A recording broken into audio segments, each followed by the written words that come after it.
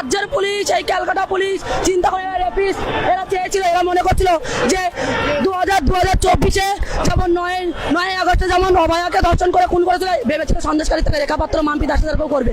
ওদের টেনে নিয়ে যাচ্ছিল, ব্যারিকেড ভেঙেছে বলে টেনে নিয়ে যাচ্ছিল। ওদের ক্ষমতা আছে, ওরা ঘরে তো নিজেদের সম্মান বিক্রি করেছে তারা ওনাদের নেত্রী মুখ্যমন্ত্রী মমতা বন্দ্যোপাধ্যায়ের কাছে।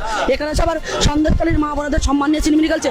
ক্ষমতা থাকলে গায়ে হাত দিয়ে রাখাতে বলুন। সন্দেশটা যদি আমরা নিরস্ত্র এসেছি, আমাদের অস্ত্র যদি বাধ্য করলে না, এই সব পুলিশকে সব ছোটান করে শুয়ে থাকবে রাস্তায়, রক্তাক্ত শুয়ে থাকবে। সন্দেশখালীর সময় পুলিশ চুপ ছিল, শাহজাহানকে ধরতে অনেকদিন সময় লাগে। আরে শাহজাহানকে ওই রাজ্যেরই পুলিশ তো জামাই আদরে রেখে দিয়েছিল। আমাদের চাপে, সন্দেশকালীর আন্দোলনকারী মামলাদের চাপেই তো ওকে বাধ্য হয়েছে, অ্যারেস্টও করেনি, আদর করে নিয়ে গেছে।